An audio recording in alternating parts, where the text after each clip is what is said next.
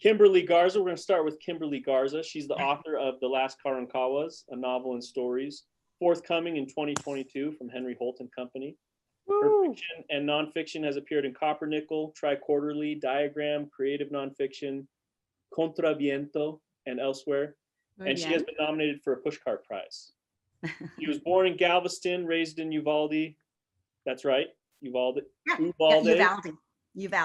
Uvalde. She earned a PhD from the University of North Texas and is assistant professor of creative writing and literature at the University of Texas, San Antonio. That's right. Go Runners. Clinton Crockett Peters is an assistant professor of creative writing at Berry College, the largest college in the world.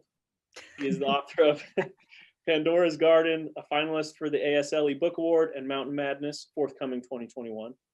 His work appears in Best American Essays, 2020, Orion, Southern Review, Utne Reader, Three Penny Review, Oxford American, Fourth Genre, and elsewhere. He's been awarded literary prizes from Iowa Review, Shenandoah, North American Review, Crab Orchard Review, Columbia Journal, and then we had to cut off like the next 30 because of time. But I'm bored already. Yeah, we had to. And the Society for Professional Journalists. He has an MFA from Iowa and a PhD from North Texas. In previous lives, he was an outdoor wilderness guide, an English teacher in Kosuge Village, Japan. I don't know, is that correct? Kosuge? Good, yeah. And a radio DJ. Virginia Lee Wood is a Korean-American writer who holds a doctorate in creative writing from the University of North Texas and an MFA from Holland University.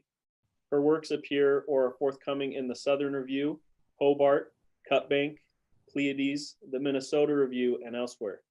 She is a visiting assistant professor of English at Austin College in Sherman, Texas. Woohoo. Ross of the Wilcox is from Elk Point, South Dakota. His stories have appeared in numerous literary journals. Golden Gate Jumper Survivor Society is his debut book-length work. Nice. Ross is a big supporter of the Dallas Mavericks and, sadly, the Dallas Cowboys.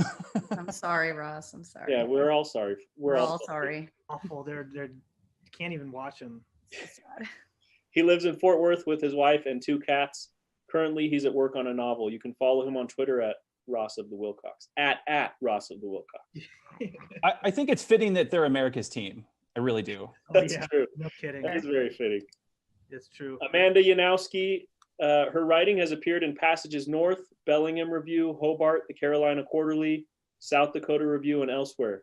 She has served as fiction. What's that? South Dakota Review. She served as fiction, reviews, and interviews editor for American Literary Review and is currently the assistant essays editor for The Boiler. Originally from Minnesota, she lives in Denton, Texas, where she works as a writer and editor for the philanthropic arm of the University of North Texas. Welcome all. So glad we could be gathered together today. Thanks for having us. Yeah, thanks for the invite, Spencer. Yeah, I'm glad it worked out and we could all Zoom. Just, we're Zooming. So let's do it. I'm going to start off with an easy question. Then they'll get increasingly difficult to the point you'll just want to maybe just log off. Yeah. What is your earliest memory of fiction? Good luck. Oh, maybe that was too hard. That's. I know mine. All right, let's hear it. Well, maybe it's cliche, but my mom was a librarian, and she read stories to us as a kid. And she read me Call of the Wild and White Fang, which are 2 of my favorite books to this day. I don't care, whatever. Jack London's awesome. And those books from the perspective of a dog, I fell in love right there. It was so amazing. I couldn't wait to hear the next part of the story. And then I reread them to my wife, Sarah, and she absolutely loved them too. So it's kind of a cliche, like, oh, my mom read me a book and then I fell in love with fiction. That was my first memory. This was in 1904. It was 1904, right when All the Wild was published, Yeah, that's right. You had the polio. To a fireside chat. Yeah. I think mine was similar. If you're saying first memory of fiction, my mom didn't read much fiction, but my dad did. But all of his fiction were classics. Like even today, when he asks what I write, he's like, but that doesn't sound like Last of the Mohicans. And I'm like, no, it doesn't, because it's not. But he would read to my sister and me, and then just to me, because my sister would get really bored. And I remember him reading Treasure Island, and that was the first one that I got really into because it was, you know, it was exciting. And then there were lots of movie adaptations, which made it really fun. But Last Car in Kawas is close, right? Yeah, but it's not. Yeah, but it's not. Not It is close, but not. But you know, Daniel Day-Lewis. no, it's not. It doesn't Not have yet. Daniel Day-Lewis, unfortunately. Not yet. Maybe It in will the be. movie version. The whitewashed movie version. I could go next. My dad read me Dinotopia to me and my sister at bedtime every night, and he did all of the voices. And then after that, he read us The Hobbit, which was even better. What's Dinotopia? I've never heard of this. Dinotopia is human beings it's kind of like the land of the lost, except that the dinosaurs have a society, right? So these human beings get transported to the Dinotopia land, and the dinosaurs have their own world and universe and technology and everything. Oh. They even have a senate. Sorry. Yes. Is it like an alternate universe where the meteor didn't hit and they were allowed to like evolve? I don't know what the backstory is. Needs to revisit it. It's like Planet of the Apes, but with dinosaurs. I'm excited. Yeah, essentially, except that they didn't, so far as I know, they didn't kill all the humans. They live in harmony. I can go. I think my first like biggest memory, I guess, with fiction would have to be reading The Giver, which is Oh God, I love that book. right. Wow, that's your first, really? Wow. No, Okay. not like the first book Okay. I read or The anything. first memory, the sticking point. Yeah, First gotcha. really big sticking point of that books can do some really interesting things that Yeah. I hadn't thought of before, and kind of opening my eyes to different perspectives is definitely The Giver when I was about 12 years old or so, which I think is pretty common. But no, I want to change mine to be The Giver also. Man, I reread that. So I teach young adult novels, and man, The Giver is rough. Like that's a rough book, right? I mean, it's good. I think it's great, but Rough. yeah, when the big reveal of, I guess I shouldn't spoil it for whoever Spoil hasn't it. read it. Well, you can spoil it. We're past that. I don't know. Should I, for the people who? Well, viewers should read it. Just read Yeah, it. they should. I agree. Go Yeah. read it. Yeah, It has maybe my favorite ending in all of literature, and I don't like that I'd like to want that ending image Yeah. to just hang in suspension forever and not have any sequels. Yeah, I haven't read the sequel. There is I a agree. sequel. Yeah, There's like I three love of them, it. right? There's Gathering Blue, Messenger, and Last of the Mohicans. Yeah. Yes, that's right. There we go. You're really Right. getting me today, Ross. I like it. I forgot that's where Last of the Mohicans started. Yeah. Yeah, Equals to James Fenimore Cooper. in the Giver universe, you know. Mine was similar to yours, Ross. My mom read me what's the one with the blue tick hounds where the red fern grows? Oh Yeah. my God. Oh wow. You read me that and Call of the Wild and Island of the Blue Dolphins. Oh, that one's So, great. and then I went and checked them out from the library and read them myself because I'm like, Awesome. all right, what am I missing here? Mhm. I want to hear it again. You wanted to work on the craft. Yeah, Yeah. that's right. I remember I read Island of the Blue Dolphins in 4th grade, and then we moved, and I got to read it again, right? Like fall and then spring semester, so we read it twice. So It was- you came in and they brought it up. You're like, oh, this one again. No, I was like, oh, that's. I Read didn't, actually, I didn't tell the teacher I'd read it. I was just like, well, I'm just not gonna tell her. That's You'd excellent. be smarter than everybody It was else. pretty good. Yeah. Yeah. I actually got a really good grade on like the test, and I think I set expectations too high for like the rest of the year. But yeah, I haven't answered. This is sort of a non-answer. Depends on how you look at it. But I definitely, like a lot of you, I remember being read to. Books were very important to both parents, which was awesome. My mom was an academic, and my mom was getting her PhD like while I was a kid, and my dad was a sports writer. So just duh, they're gonna like reading and writing. The first thing I remember like vividly is the Great Storytime Bible, and it was like this huge thing with huge pictures, and half of it was text and then pictures. And my dad and I would alternate reading, like he'd read a half and then I'd read half. And so his getting me to read was he would read and do the voices and stuff, which I thought was really fun. When I had to read, obviously I struggled more, but the carrot was him reading and doing voices, and that was fun. And then Stephen King like hit me hard. Like when I first read Stephen King, I think that for Amanda, that was probably my giver, was just reading Stephen King for the first time when I was like, I don't know, 10. And it was Night Shift, which is a collection of short stories, and then Misery. I read those really close together. And I think it was just, I didn't know literature could go that, like, in those directions, you know, and like really explore like human frailty and, you know, terror and, you know, not belonging and stuff like that, things that I sort of identified with. And I think just the common current was just the power of the imagination that storytelling can evoke, and like transport you and to actually take you out of preconceptions and even take you out of your body. I just thought that was really powerful. Yeah, Night Shift is excellent. I actually the other title you mentioned, but Misery, it's the one with the nurse. Kathy Bates. Yes. Yeah, Kathy Bates. Yes. Oh yeah, okay. Kidnaps the author. Yeah. And puts him. Yeah, he's an author. Yeah. James Caan played him in the movie. An author. And That reminds me, one of the first books I ever bought, or the first book I can remember buying, is Salem's Lot. Oh, yeah. Because it was right before a road trip and I needed something to read. And I was like 12 years old, and we stopped at the used bookstore at the top of the trip, and it was the cheapest book there. And I was like, this is long, it's cheap, it's about vampires, why not? And I read it. And then actually thinking about it now, it's maybe the first encounter I ever had with queerness in literature too. And sort of recognizing that and figuring out what's going on in there. Because there is a ill-fated queered relationship in that book. That's a good segue into my next question, Virginia. How do y'all deal with big issues in your writing, whether that's, you know, stories, essays, novels? How do you deal with or approach those big issues?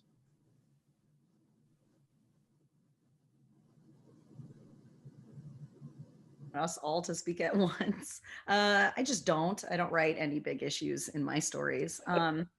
So they're all about, you know, like happy teenagers and Like lemonade stands and stuff. Lemonade stands, you know, Mayberry. I just write Mayberry over and over. No, I guess, you know, I try to make mine, I guess when I deal with big issues, I try not to think about the fact that I am, or to go in with the purpose of doing so, mainly because this, you know, and this isn't true for every single person ever, but I think that there's probably a lot of big capital B, capital I issues just in my life that I don't notice and I don't go about my day thinking about. So I try not to approach my stories that way. But I try to remind myself of the personal when I, you know, the character when I write a story. So like if I write a story about a person who has like a, you know, big issue occurring with them, something like I write about immigration a lot, or you know, a minority or ethnicity or mixed race identities.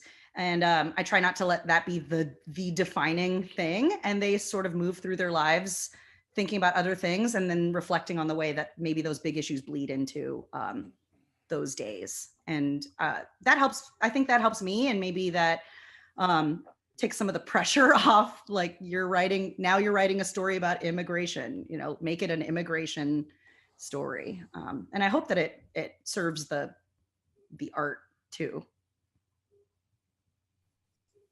Yeah. When you said that you focus on the personal, we're all familiar with your work. So like, that made perfect sense, you know? Thanks, Ross. Who wants to go next? I think Go for it, Amanda. Yeah, I think I do the same in essays, but it can come out a little bit different because when you're focusing on the personal in an essay, you're really kind of hitting the big issue head on. But the big issue might not be a capital B, capital I issue, right? It might just be a big issue that's really important in your personal life, something that's really defined you or changed you, or you've struggled against, or maybe you're asking questions about, and that's why you're writing about it. And you just have to kind of look it in the face and see what comes out, I guess. I like that. That's awesome. Yeah. Why don't you capitalize the G? You guys are like a capital B, capital I, but then there's no capital G in I for issues. I for issue. Oh, that's what it is. I was like, why are you leaving out the G? Capital B, capital I. I will say I actually like writing about big issues, but I know that, I don't know, maybe it's just in my head that I have in the past leaned towards like self-righteousness and preachiness in a way that I don't like. And so what I've tried to do to combat that is to lean on humor, self-deprecation, and like self-analysis and self-implication, as well as just sort of like including myself. And like, say for climate change, right? I'm not innocent for sure, right? I'm part of it. You know, I have a plastic cup here, blah, blah, blah, blah, right? I drove my car today. So it just for me, it doesn't do any good to just point fingers. And also that's just boring. Like aesthetically, that's just boring. You know, there's enough opinion, you know, editorials out there that are busy pointing fingers. I'd rather like, I don't know, sort of deconstruct, I guess, narratives about, say, climate change. One of the essays I wrote is about like mass extinction as it connects to just death, right? Just like the mass extinctions in one's life, you know, planetary trauma connected to like, you know, emotional, you know, upheavals. So I try to connect it to some, I think just like Kim and Amanda saying, just connect it to something personal, right? So it's not unapproachable, right? It becomes, you know, more like experiential, if that makes any sense. Yeah, I think that makes me think of an essay you wrote that may or may not be in the best American essays of 2020. May or may not. But We'll really see. I haven't gotten my copy. In stores soon. I really like the way that you use something very personal. You find your way in by something very specific and unique to you as a character, right? Using the thing, and everyone's written about big C cancer, right? But so how do you approach it in a new way that, it brings some new meaning to it? You write about monsters made from ketchup and bubble gum. It's the way to do it. I don't know about big issues. Yeah, what? Go ahead. I don't know. As soon as you asked this question, I was like, "Ooh, I know the answer," right? Because it's like my prepared answer for this kind of question, especially because we're in a time when there are so many things going on and they're personal to so many people. And sort of, I guess, my answer that I thought of immediately was, rather than going big, because you could never speak to everybody's experience or try to encapsulate even the tiniest little piece of that, is that the more specific you get, the more personal it is. And so like those tiny details, like I was writing a story about adoptees, right? And how Korean adoptees were separated, often twins were separated. They don't even know about each other, right? And the smallest detail to me that started that story was that the moon looked different, and it kind of just struck me in a different way. And so that was the way into that story. And so finding the way in through details, I think, can be really powerful. And then from that point, it's like, how do you get them to that vulnerable space, right? How do you get to the character to that vulnerable space where honesty happens?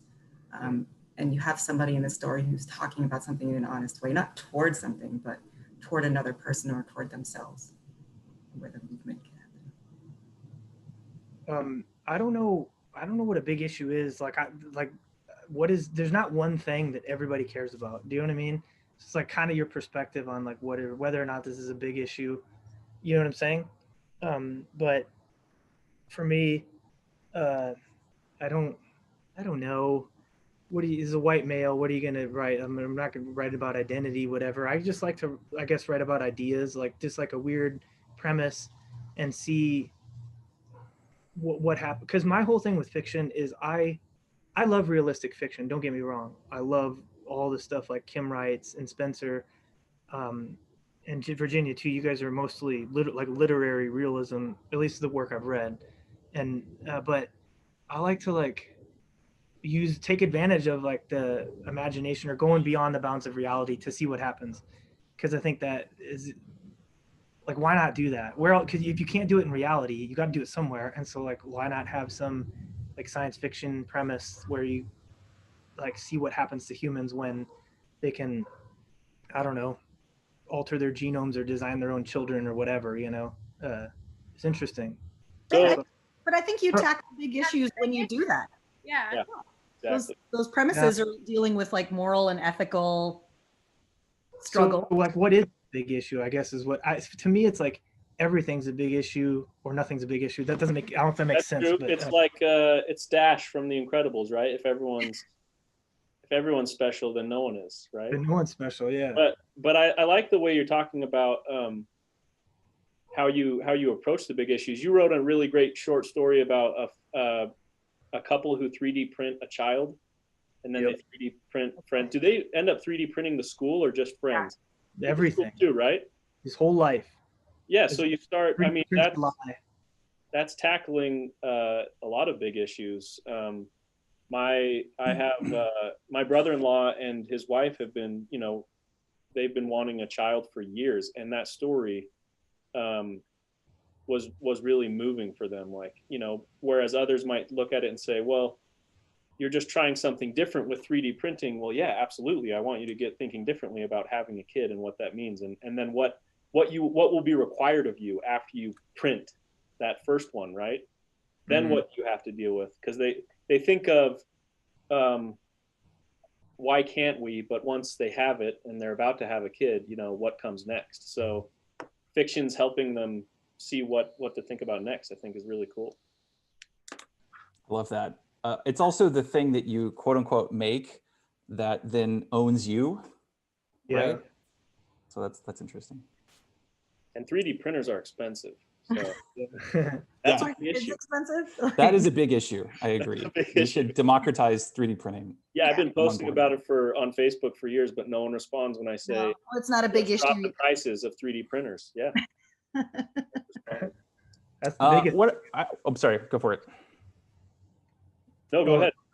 The only other thing I would say is I feel like, so I want to talk about big issues because I feel like, I don't know, there's not like a lot of time to do, to do anything else, but that's me. But I also feel like I can't go at things straight because in my head, I just sound, I don't know, corny. Like, I feel like if I boil down the essence of a lot of what I write, it's like a bumper sticker. And, but if you say it in this way that, has like fun language and you take the reader on this, like, so I guess I always want to take the long way around, if that makes any sense to because like the shortest distance, I feel like people have built-in resistances to those short distances. But if you take the long way around, you sometimes don't, I don't know, I feel like they don't know what's coming, if that makes any sense. Yeah. Well, Ross, you commented on our different styles of writing, and I'm curious what stories have influenced all of you to the point where it's even perhaps shifted, or the way you write. Have there been any stories that big that made that big of an impact? Where we have what did Harold Bloom say? The anxiety of influence, right? Where you hear a voice and you're like, I can't get that voice out of my head. I kind of have to write to it or imitate it in some way. Have there been stories like that for you? I have several. It's mostly like the work of people I admire. Like George Saunders is an obvious influence on me. And I also, I'm influenced by movies a lot, maybe even more than for example, I love David Lynch. I don't care what anybody says. I love David Lynch. And when I saw not Blue Velvet, Mulholland Drive, I was like, whoa, that blew my mind. Recently, that movie, The Lighthouse by Dave Eggers, I thought was awesome. And I saw it twice, and that was a huge influence because I love the mix of like horror and humor, or the grotesque and humor, the dark humor. I love that. Another one that was hugely influential recently was Alex Garland's Devs. That was a limited series. And it's about, they're trying to build like this AI that can predict the future. And was it on Apple TV or was that YouTube? It was on FX on Hulu. Oh, it was on FX and Hulu. Cool. So I'm drawn to like idea-driven stuff, or I guess, I don't know. Those, I'm trying to think if there's any other like game change. I don't know. That's I've said enough, so you all can mention your ones.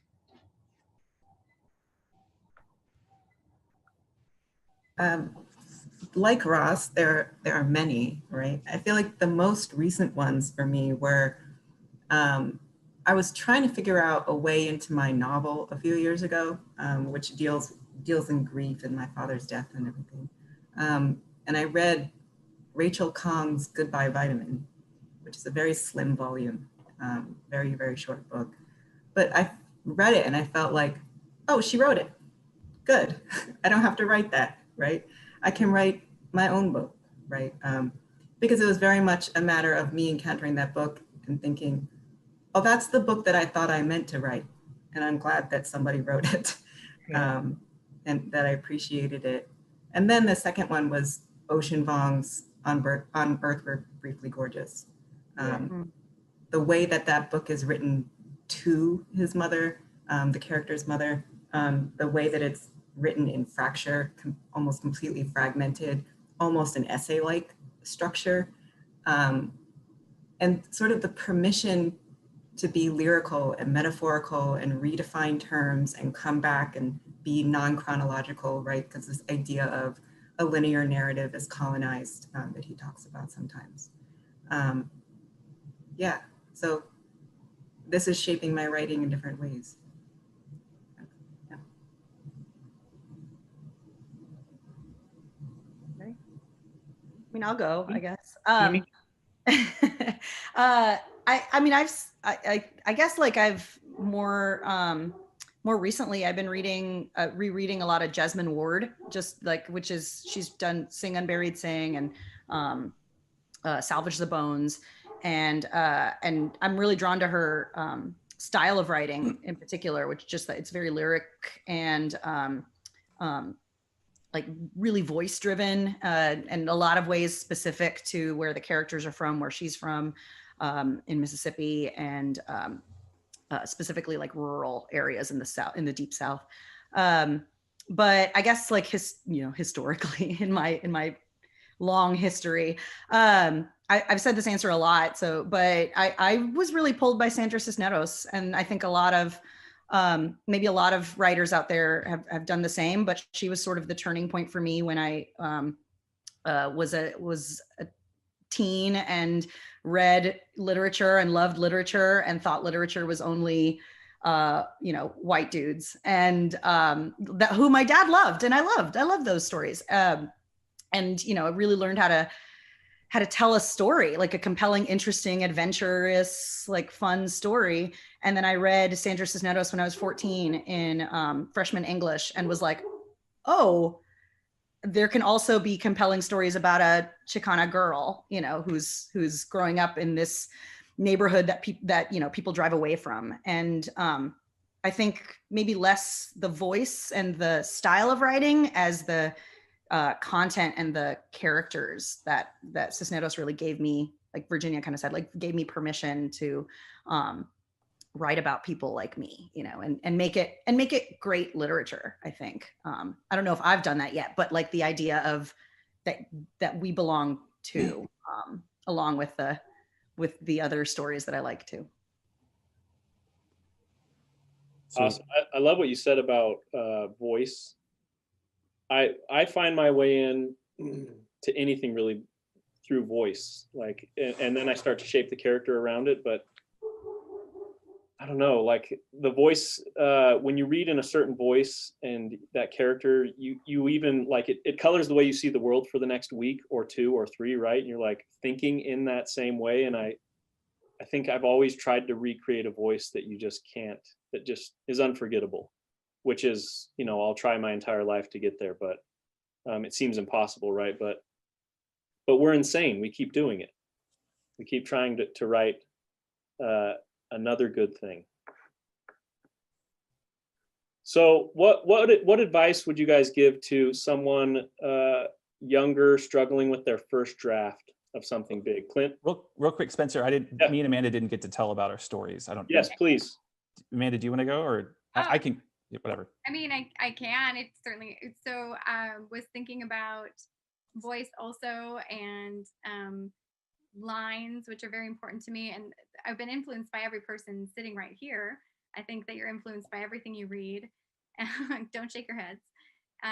But also, like in particular, I was thinking about for nonfiction about Maggie Nelson's Bluets, which I think most of you here have read.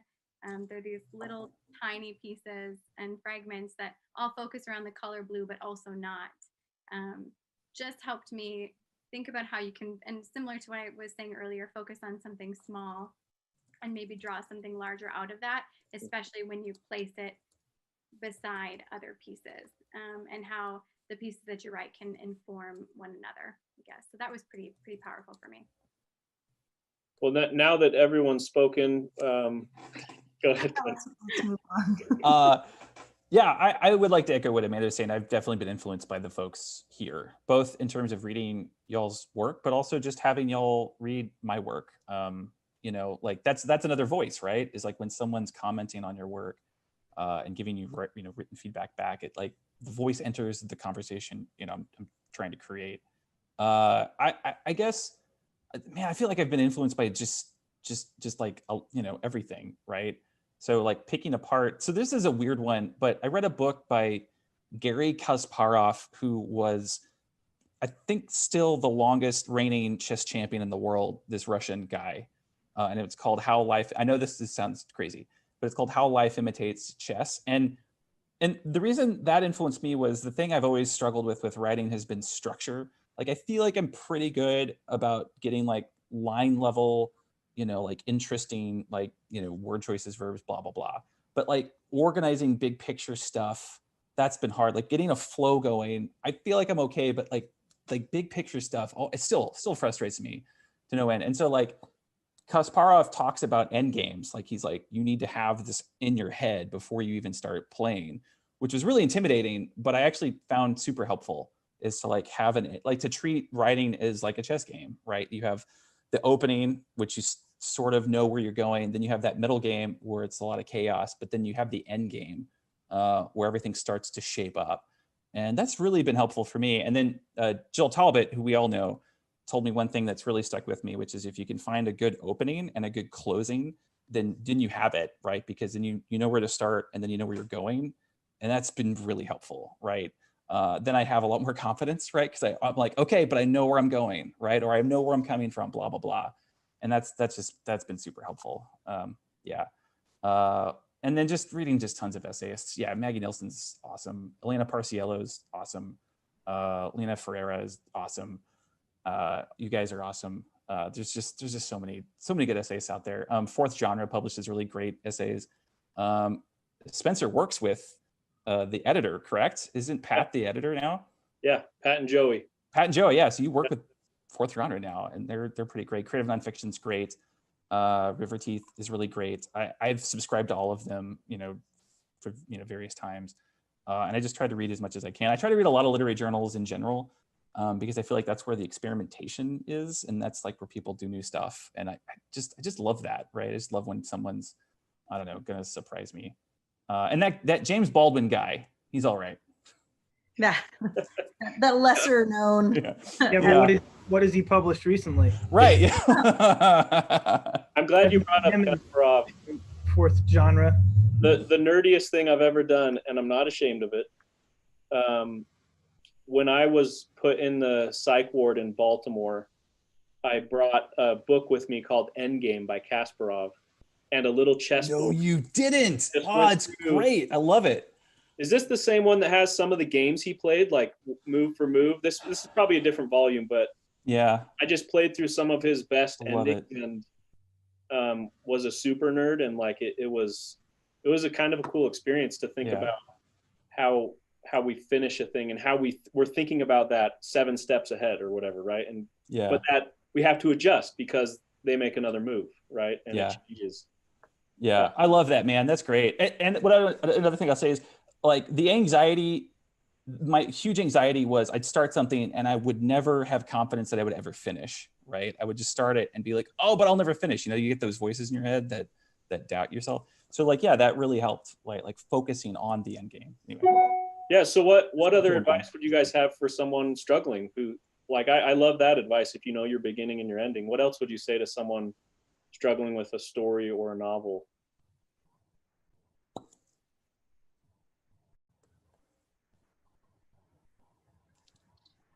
Give up. Give up. Go Just run on Netflix. Go study engineering. That's right. I think there's something to be said for an MBA. just go work do something else. This will sound harsh. Yeah. This will sound harsh, but I've never believed in writer's block. I don't think that's real. Because what are you saying? Like, you have no ideas, like you can't come up with an idea, or you can't put something on the page to move the story forward? I don't buy it. Like, you can find ideas anywhere. Go read a Wikipedia, you know what I mean? Lower your standards and keep writing is what I say with writer's block. Because like, what do you like? It doesn't make sense. Like, I can't write. I like, my fingers are almost to the keyboard, but then I can't. There's like this force that takes it away. I don't think so. I think it's like a cop out. It sounds harsh. That's my stance on it. Or maybe it's just a lack of confidence, where you're like, well, you don't really have writer's block. You're just like scared to put words on the page, but that's not exactly like you're blocked or whatever. You know, I don't know. That's my stance on writer's block. I think there's something to be said for, I don't disagree with Ross, and I think that's really inspiring, as Ross is as a writer, as he's talking before about all these imaginative ideas he comes up with, and reading one of his stories is like, why don't I just open up my brain to more ideas? And so I think if you're going to listen to anybody with that kind of advice, Ross Wilcox is the person to listen to, because it clearly works. But I would also say there's something to be said for, sometimes you're maybe not blocked, but maybe struggling with a particular piece for a particular reason. And to put that away for a while and to not disregard it, but to set it aside and keep writing something else, even if you're writing about why you're struggling with writing that thing until you get somewhere. But sometimes you have to walk away. Maybe it's a little too early to be writing about something. You need a little bit of space. Or you're just not quite there yet. You haven't found some kind of like connective tissue or thread. I found that to be very useful. And you come back and can look at it as almost a different person. And all of a sudden your brain can open up to that a little bit. Yeah, I want to say what Amanda just said. Just again. Can't. Yeah, she said it. yeah. I completely agree. I'm a huge believer in composting, right? Like, rather than beating my head against an essay, which I have done and just made it worse, yeah, I just put it away. But that's not block, right? That's not a block. There's like an action there. I am right? I am setting this somewhere. I'm gonna let it be, let it breathe. That's not like, yeah, I agree with Ross. That's not like, oh, I can. Ross, I love your frustration. It's kind of like when my students tell me they're bored. I'm like, what? There's way too much to do. What are you talking about, man? I want your life. Like, give me it. Give me your time now. You don't deserve it. Are real judgy against your students, man. What's that show Justin Timberlake had? He had the barcode right here, and you could steal time from people. What I'm thinking. You remember? No. Yeah. This is an obscure reference. About time? In time, on time, something Probably. like that. I don't know. How? Yeah.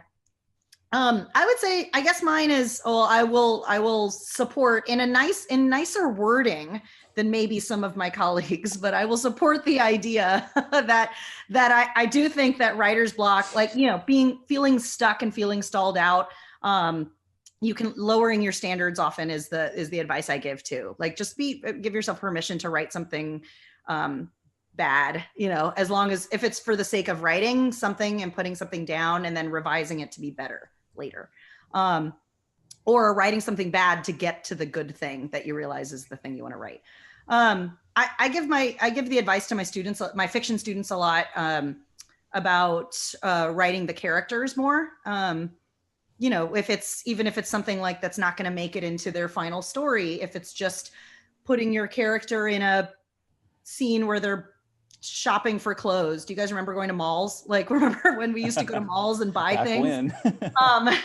You know, in a distant future, when we can go be around people again, I'll advise them to, you know, what would your character do if she were, you know, shopping for this outfit and somebody else grabbed it at the same time? Like, what would she do? And I'll advise them to write things that probably won't make it into their narratives, but it helps them get at the character. And then once they know the character, I find that it's a little easier for a lot of them to propel them through the story that they've come up with in their mind. And that's just another way of getting them to write. Like, as Amanda said, like, just writing something and not stopping. You know, maybe it's Right. not the thing that you want to get at, but it's writing something else. I Yeah. love that. That was it Clairvaux Watkins who called it butt time? I can't remember. Do you guys remember the author? Butt time. I Called, think it's yeah, she's like, it's all about butt time. If Butt you time. need to keep your butt in that chair past like the 30-minute mark. And there are other writers who have said, you know, at the 20-minute mark, that's when you're urged for like, I need to go get a coffee. I need to take the dog out. I need to, you know, I have to like repaint those shelves in the basement. You know, at 20 minutes, that's when all those things hit. But Yeah. if you stay there, if you give it butt time and write past that, you may throw away like 1,000 words, but you're going to write yourself into a zone that is kind of picking up momentum, and then you can come back the next day and have like hit the ground running. Yeah. I'm going to say butt time now. Butt time's good. And By the way, Lamont I wanted to calls that say, just real quick, my third book is going to be called Lowering Your Standards, a memoir. A memoir. Instant bestseller, Yeah. instant classic too. Instant classic. Anne Lamott calls butt time. She calls that radio KFKD. Oh, yeah. Yeah, My bird. where it's that voice in your head that tells you to do anything else because secretly the voice is actually telling you you can't do this, right? That you're not a good enough writer to do this. What do you even think you're doing here, right? Yeah. And I think the hardest thing for young writers, and I remember being in my teens and trying to do it, is that you don't know that you can do it yet. Yeah. And so that voice is really hard to shut off. Yeah. But I don't know, Kim, you just reminded me of this scene in Vong, and I think that it's right, Ocean Vong's On Earth Are Briefly Gorgeous, where it is a mundane scene like that, right? You just go out in your life and you look around and you remember things and you put it in the story, right? Or the story develops. And the scene is the character is a child, his name is Little Dog, and the mother lived through the war in Vietnam and immigrated. And they're trying on clothes, and the mother finds this white dress that's so beautiful, like it's just too fancy, like she would never be able to find a place to wear it in her life, but they want to buy it because it's 50% off day. It's like yellow tag day. And so she can't read English, and so she hands it to Little Dog, and her question is not, does this say dry clean only? Does this say, is it flame resistant? Right? So like you find those little moments in your life, and they become that detail that lets you into the story in a different way. Such a good book. Nice. Yeah, I know. It's just like I You read it, Kim? can't stop talking about it. Yeah. You read it, Kim? Yeah, it's wonderful.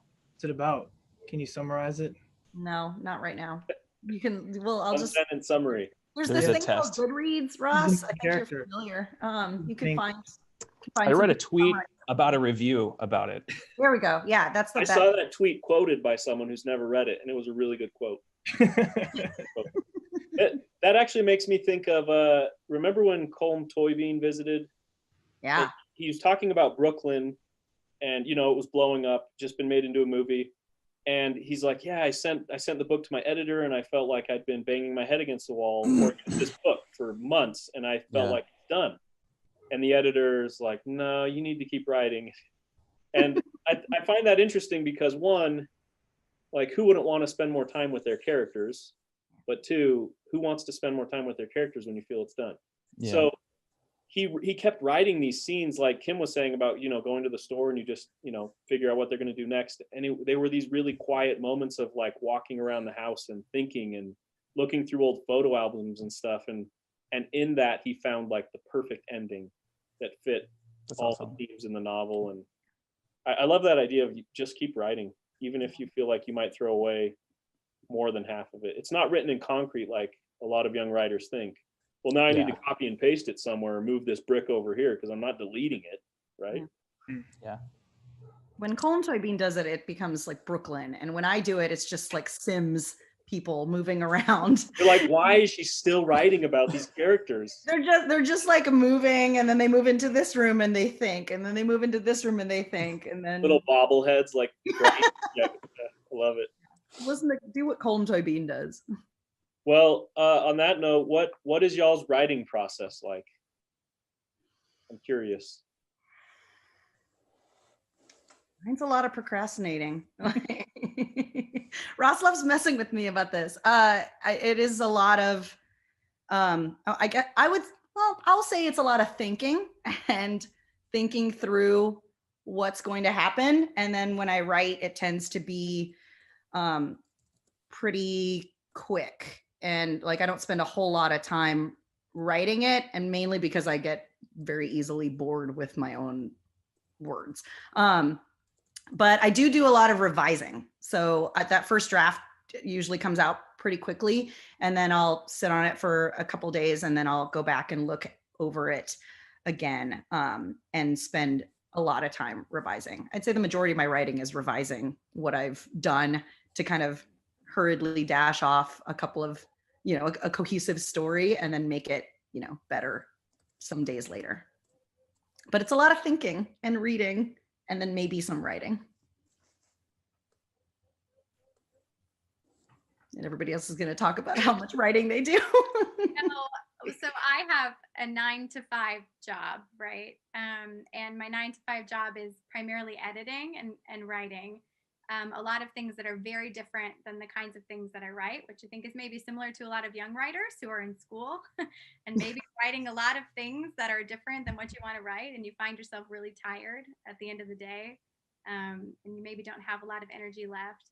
But carving out some space somewhere. I was given some really good advice recently where a writer said that she writes primarily on the weekends, and what she does is she always says no to brunch.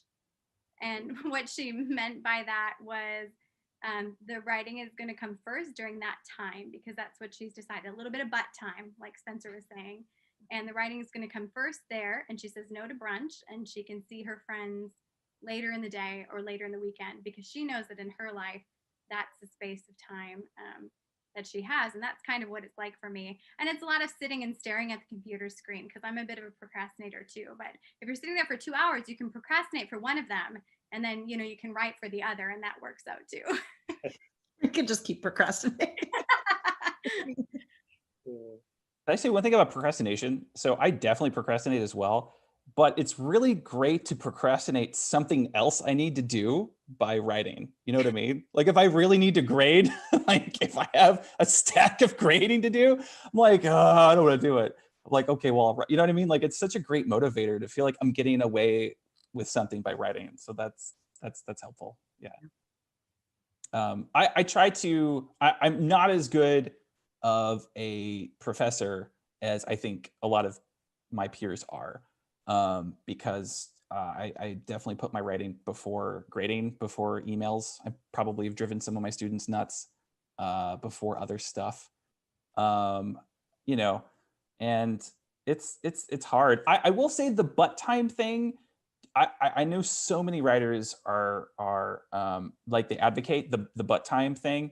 I was a Hemingway fan, like every other straight white guy, and he was always like, you got to get up at the crack of dawn and shoot off your shotgun and then drink your whiskey and then and then write 20 pages. Well, that never worked for me. Part of it was it felt like a rule, and I don't like rules. I just want to I don't like rules. But I got to the point where it's like I have to write at a certain time because I don't have time outside of that, right? So it just sort of, I worked my way into a schedule. But I will say, so I actually wrote down my process. It's reading a lot. And, a big part of why I can write now is that I've just read a lot, right? Like just, it's, all the reading that I've done throughout my whole life, I feel like, I don't know, like affects me now. It just, I think it like just rewires neurons, right? Just writing is in my head. So I just read a lot. I do research. I'm a huge research guy. I'm just so nerdy about research, even like with fiction stuff. I always want to research. And that's one tip I have students is if you're ever stuck, just research, and I don't care where it is, Google it, doesn't matter what, research something fun, it doesn't matter. And just see if that can spark something. See if you can get some voice from someone else to help you, get some details, get some like juicy tidbits, some action, whatever, it doesn't matter. And so I'll do a lot of research, and often when I research, I'll just start riffing. Like it's such a great way to just sort of enter into a zone where I can just sort of riff. And when I research, I research a lot. Like I have just a lot of files, and I try to put the files in folders and be organized. And sometimes within the files, I have other subfolders, blah, blah, blah, right? I'll say this, and I tell students this, save everything. Like don't ever delete your writing. My students scare me to death when they're like, yeah, I threw my threw my story away. And I'm like, no, like, don't do that. You never know, man. You might want to use that. You could scavenge it.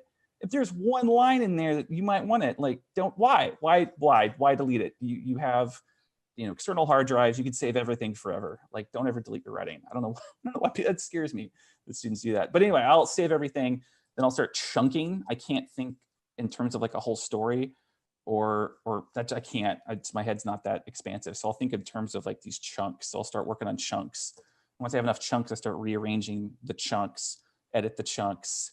Then I often compost. What, is this too nerdy? No, it's so many chunks. I love it. Yeah, I have tons More. of chunks. Yeah. And I put then I get so messy, the chunks start bleeding into each other. And then I What don't about know. composting too? Like, Yeah, chunks- and then I gotta compost it. Then I take chunks out. Then it's like revising. And then you start chunking it. Yeah, and then more In chunking. Texas, right? Optional compost. Right. Then like grammar check. I send it to Kim, who's so kind. And then submissions. I consider submitting it part of the writing process, right?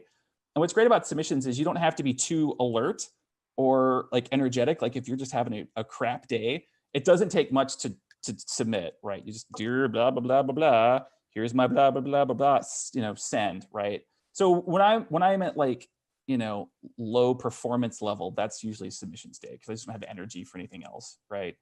And I don't want to waste energy on submissions because I could use that for other stuff. And then it's just rinse and repeat until that stupid thing gets published. And sometimes it takes years, which is the truth, right? It'll take years. And if it gets rejected a lot, then I revise it, send it back to Kim. Maybe. I just dump it. Yeah. I chunk Yeah, it. more composting, more checking. I actually, seriously, I got a piece published this summer that I started 12 years ago and finally got published, right? Like it just took that freaking long. I wasn't working on it constantly, obviously, but yeah, I couldn't crack it. It just took 12 freaking years, man. And I'm sure writers, I mean, you guys could beat that, right? I know writers who spend decades on stuff.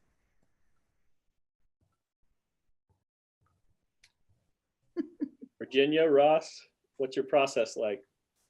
I'm with Amanda and Kim. It's the same. It's like I sort of have to creep up on my story, like I'm stalking it, right? And then I'll sort of peek around the corner and be like, do I got anything? No, back to the internet. Do I have anything? No, back to the internet. And then sometimes I peek and I have something and I'll, I mean, it's different now though, right? In the times we're living in where I don't feel like I have as much time or the ability to focus on, I have an intention right now. And so I feel like I've been writing a lot more flash or fractured essays just because sometimes I have a lot of feelings. And so I put them down and then later maybe I come back and I turn it into something and send it out, right? I just got one taken by Pink on Friday that I wrote. Congrats. About, yeah, I know, right? About a ghost, but it's also about memory and how we deal with grief and passing and what happens to the memory. And they took it for their hauntings. But I mean, I almost stopped. That was out at 2 places. I was going to stop after that because it had been rejected more than 20 times at this point. But it just came from a moment of, I don't know what to do with what I'm feeling right now. Turn it into something, submit it ad nauseum, as Clint was saying. And Clint is the one who told me, like, I was complaining one day about no one ever takes my stories. And Clint was like, how many times have you submitted it? And I was like, I don't know, 4. And he was like, one of my things has been rejected 60 times. And I was like, oh no, it's just that I haven't been doing the legwork. Right.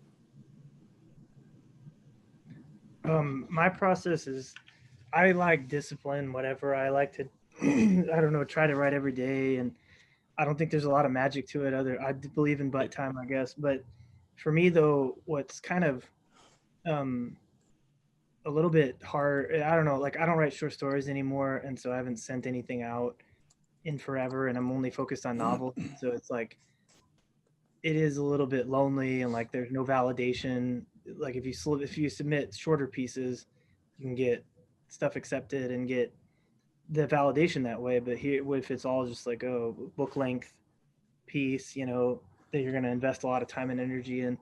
But I have had to outline a little bit novels just because with short stories, I felt like I could just come up with a cool idea and then write my way in and write my way out. It didn't take me that long because it's not very long to begin with, 4,000, 5,000 words. But with a novel, it's just too big. Like if you're just, I'm just gonna write my way in and like write 50,000 words, Yeah. which I've done and chunked all of it.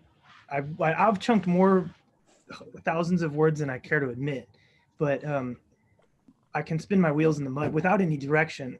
Like I find like it's unproductive to just tackle a big book length project, you know, unless you have like a really good map laid out. I feel like otherwise you can waste a lot of time, or at least I have. I don't know. So but the outline is never set in stone because I strongly believe that as you're writing something, you have to stay open-minded to other possibilities because you can't possibly know that the original, you know, thing that you mapped out is the absolute best version of this story, you know.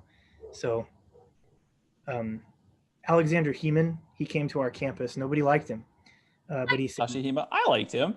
he was from Bosnia. Sasha. He went by Sasha. Sasha. You must ask, what if? You know, like, what if this happened? What if that? Like every juncture in the story, you need to stop and ask, well, what if this happened? Well, what if this happened? You know what I mean? As other possibilities with the plot. What if? Remember, he was so serious. Yeah, I was very serious. What if? He I writes- think people didn't like his like multiple hour long lectures on Nabokov. I think that was. I remember him saying tactiles a bunch, or tactile. You know what he also said though, and I'll fractals. paraphrase a little bit, but he said that it's all crap until it isn't. I like that. That's And right. I That's found right. that to be very, very great. useful in terms of not chunking it, as I think we're saying today. Ah, that's the word of this. Well, by chunking, I'm so sorry. By chunking, I don't mean throwing it away. I mean like building chunks. Was I? Yeah, we got it. Okay, We got okay. it. We just I Sorry. misused chunk, but yeah, language No, is I'm misusing. Yeah. We can't all be Michael Chabon and write from 10 p.m. to 3 a.m. every night. oh God. Is that what he does? Oh, Lord. I'm more of a fan of the, my process is like Don DeLillo talking about the ugly baby. Have you all heard this? Yeah, you have an idea for a story, a novel, an essay, whatever you're writing, and it like follows you around and it looks like a hideous baby. So you could be Jesus. like hanging out with your friends, you know, or, you know, just on a jog and you see the baby and you're like, oh, it's still here. I have to make that thing beautiful. So Wow. so you write to make it beautiful. You have to keep working on it and chunking and revising, and you have to keep working until finally it's not crap Chunk anymore. this It's not baby. hideous. You can't make Don't babies. chunk the baby. They're Don't chunk beautiful the and baby. ugly. I have not heard that. It's kind of amazing though. I love That's it. like my worst nightmare. It's It's kind of it's a horror movie. I think there's a horror movie called It Follows. I think Yeah. that you just described It Follows. Yeah. Love yeah, I them. agree. That movie's about writing. Who knew? It's about writing. Well, our time is up, but last Aw. one final word of encouragement for the young writer. Let's hear it. I don't know if this is helpful, but it's good to know that there's always worse things, right? Writing's hard, it is, but you know, I don't know. And this is a Cheryl Strait thing. I would say go read her Write Like an MFer on Rumpus, but she's like, it's not coal mining. You know, I reread that. I really do reread that essay every year because I think I get too lost in my own crap and I forget, oh man, I got it good. You know, like there's always harder things. I'm going to go along Mine's with depressing. what Clint said Okay, go earlier. ahead. Sorry, Ross, go ahead. Go with Clint's, then I'll say mine. Okay, well, I like what you said about Write Like an MFer, and earlier you talked about reading a lot. So my advice would just be read like an MFer, and you know, if you want to be in the game, you have to be reading a ton, in both in your genre and outside of it. Yeah. Mine is depressing, and it's just a version of Don't Give Up, where I'm like, I'm gonna pursue writing. I would rather pursue writing and fail for the rest of my life than not have tried or given up at some point. And that I don't know that that's the best thing to do. Like I don't even know if writing is like, oh, that's the best version of my life or it's gonna make me happiest. But that's what I've decided to do. And so to the bitter end, I might die very unhappy. I love it. Most likely will, actually. So such uplifting gentlemen. Like, this is great. Ladies.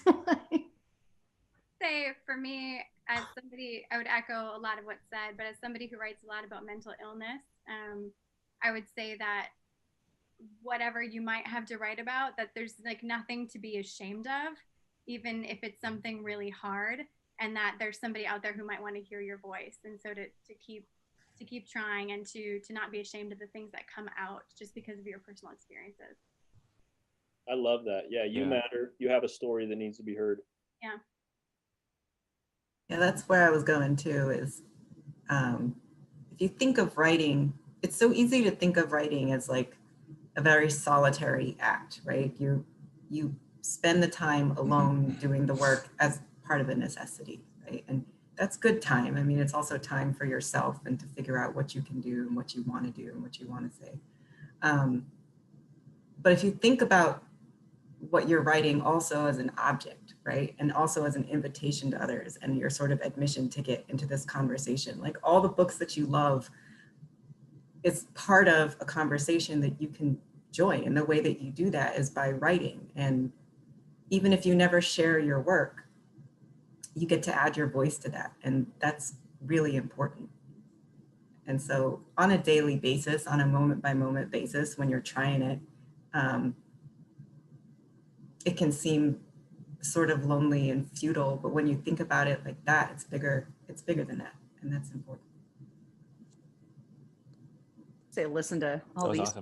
awesome. No, I guess I would echo what a lot of people are saying, but just because it's fresh on my mind, because my students just turned in their stories and I gave them a lot of this comment when I did this, was maybe worry less about telling an original story and tell your story. Yeah. I find students often, or just writers in general, hung up a lot on, but this story's already been told and I'm just doing like a variation of it. Well, that's I think what a lot of us are doing. A lot of us are telling stories that we've read before, but we're telling them in a way that, no one else has going said. to the Jane Austen well. Jane Austen. Yeah. I'm just retelling of retelling Emma, Jane retelling Austen of Pride and Prejudice. Yeah, we're just retelling the same, and I'll forget which more famous writer than any of us said, but like, all the stories have been told. So you're just telling, worry less about telling an original story and tell the story that you can tell in the way that only you can tell it. Awesome. Well, thank you all for joining us today. YallWrite, go be about it. Get to work on that book. Thank you. Bye, all. Bye.